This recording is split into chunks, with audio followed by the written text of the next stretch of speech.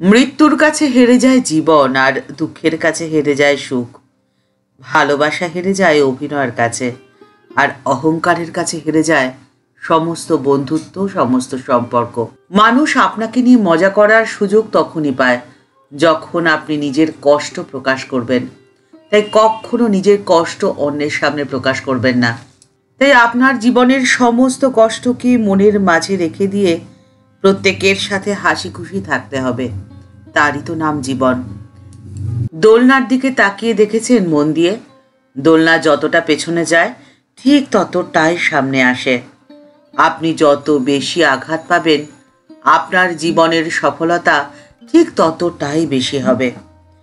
বৃষ্টির জল যদি নর্দমায় পড়ে তাহলে সেই জল খারাপ হয়ে যায়, কিন্তু যদি কোনো পাত্রে সেই জলকে সংরক্ষণ করা যায় তাহলে সেই জল ব্যবহারের যোগ্য হয়ে ওঠে।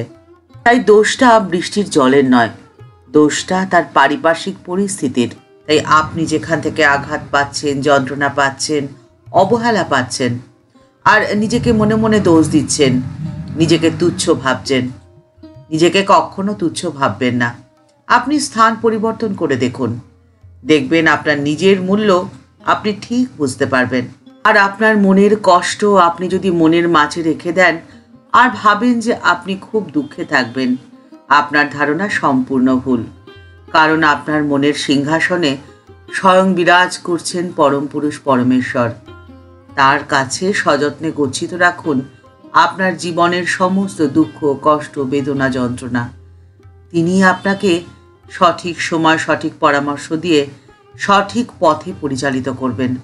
এ একদম বাস্তব সত্য। এই সংসারের সব থেকে মূল্যবান জিনিস হলো সুখ। সুখী হতে কেনা চায়, সকলেই দুটি হাত বাড়িয়েই রেখেছে সুখ কেনার জন্যে, কিন্তু সুখ বিক্রি করার লোক মাত্র একজন। তাই আপনি তার কাছে নিজের সমস্ত যন্ত্রণাকে গচ্ছিত রেখে দিন, আর তার সাথে রাখুন মনের সমস্ত গোপন ইচ্ছে। তিনি অন্তর্যামী, আপনার মনের সমস্ত ইচ্ছে পূরণ তিনি করবেনই। এই প্রসঙ্গে একটি আশ্চর্যজনক ঘটনা আপনাদের সাথে শেয়ার করে নিচ্ছি। ঠাকুর শ্রী রামকৃষ্ণ পরমহংসদেব অন্তর্যামী। তিনি ভক্তদের মনের ছোট বড় সমস্ত ইচ্ছে পূরণ ঠিক করে দেন। ঠাকুর শ্রী রামকৃষ্ণ পরমহংসদেবের সান্নিধ্যে যতজন ভক্তিমতী মহিলা এসেছিলেন তাদের মধ্যে অন্যতমা ছিলেন কালীপদ ঘোষ ওরফে দানা কালীর ছোট বোন মহামা মিত্র।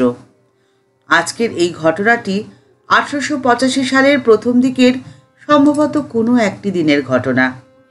সেদিনকে মহামা দেবীর বড় ইচ্ছে হলো ঠাকুরকে কড়াইশুঁটির কচুরি আর আলুর দম খাওয়াবেন।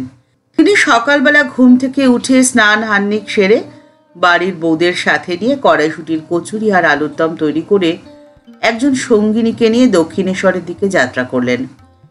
কিন্তু পথে তার হঠাৎ খেয়াল হলো তিনি তো জানেনই না যে ঠাকুর দক্ষিণেশ্বরে আছেন নাকি কলকাতায় এসেছেন। তিনি বড় চিন্তায় পড়লেন, যদি ঠাকুর দক্ষিণেশ্বরে না থাকেন তাহলে তো তার সমস্ত পরিশ্রমই ব্যর্থ হয়ে যাবে। এরকম নানা ভাবনার মধ্যে দিয়ে তিনি এসে পৌঁছলেন দক্ষিণেশ্বর মন্দিরের গেটের সামনে।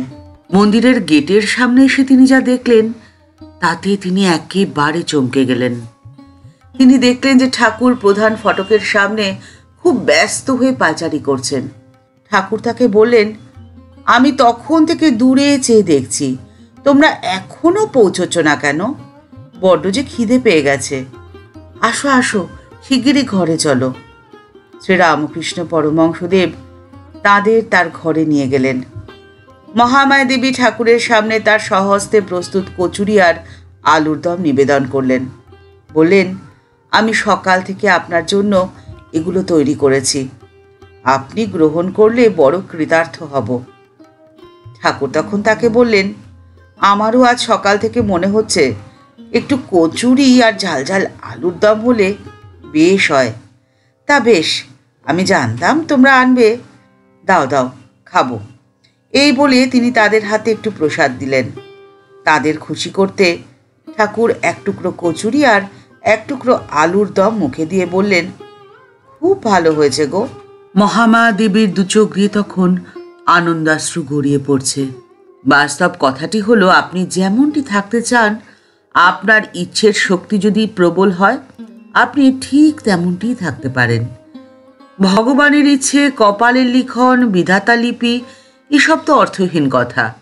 আজকে আপনি যেমনটি আছেন, আপনার কর্মফলেই তেমনটি আছেন। আবার আপনার কর্মের মধ্যে দিয়েই আপনি তার পরিবর্তন করে দিতে পারেন। স্বামীজি বলছেন যে ভগবান তো আকাশে থাকেন না, তিনি থাকেন মনের মাঝে। আর ধর্ম কি? ধর্ম হলো প্রকৃতির নিয়ম মেনে জেনে বুঝে চলা। সার্ভিস অফ লাইফ কি সেটাকে আগে বুঝে নিতে হবে, তারপরে সেই মতো আপনাকে চলতে হবে। এই জগতে যাতে আপনি সুখী হতে পারেন, সেই চেষ্টা তো আপনাকে নিজেকেই করতে হবে। আর এই জগতে সুখী হতে কে না চায়? আর তার জন্য আপনাকে ভালোভাবে বেঁচে থাকতে হবে। ভালো খাওয়া, পড়া, মান, সম্ভ্রম সমস্ত কিছু আগে অর্জন করে নিতে হবে। আর সেজন্যই ঠাকুর বলেছেন, ভোগ না হলে যে ত্যাগ হয় না, ভোগান্ত না হলে ব্যাকুলতা আসে না। আর আপনার মনের মধ্যে একবার যদি ব্যাকুলতা সঞ্চারিত হয়ে যায়, তাহলে জীবন সম্পর্কে, জীবনের লক্ষ্য সম্পর্কে খুব স্পষ্ট ধারণা আপনার তৈরি হয়ে যাবে। এরপরে শুধু সেই পথে আপনাকে গুটি গুটি পায়ে এগিয়ে চলা। জীবনের লক্ষ্য বা উদ্দেশ্য সম্পর্কে আপনার যখন স্পষ্ট ধারণা তৈরি হয়ে যাবে এবং সেই পথে আপনি যখন ধীরে ধীরে এগিয়ে যেতে শুরু করবেন, তখন আপনি এক অদ্ভুত পরিবর্তন লক্ষ্য করবেন।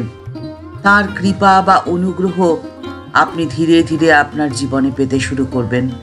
আর তখন আপনার মনের মধ্যে যে আনন্দ হবে, সে আনন্দ ভাষায় প্রকাশ করার নয়, সে আনন্দ শুধু অনুভবের, উপলব্ধির।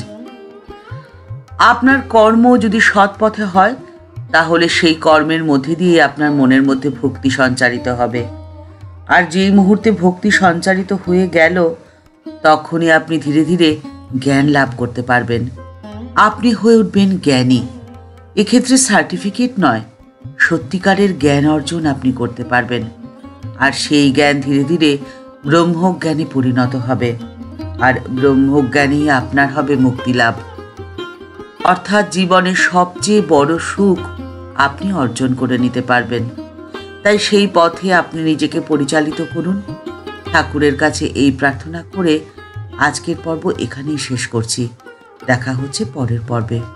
আজকের পর্বের উপস্থাপনা ভালো লেগে থাকলে লাইক বাটনটি প্রেস করে দিতে ভুলবেন না। আপনাদের করা একটি লাইক আমাদের পরবর্তী ভিডিও বানাতে অনেকটা অনুপ্রাণিত করে। আপনি যদি এই চ্যানেলে নতুন হয়ে থাকেন, চ্যানেলটিকে সাবস্ক্রাইব করে বেল বাটনটি ক্লিক করে দিয়ে অল বাটনটিতে ক্লিক করে দিন। তাহলে এই চ্যানেলে ভিডিও আপলোড হলেই আপনার কাছে সবার প্রথমে নোটিফিকেশনটি চলে যাবে। এই ভিডিওটি ভালো লেগে থাকলে অনেকের মধ্যে শেয়ার করে দেওয়ার অনুরোধ রইল। দেখা হচ্ছে পরের পর্বে। ভালো থাকবেন, সুস্থ থাকবেন। নমস্কার।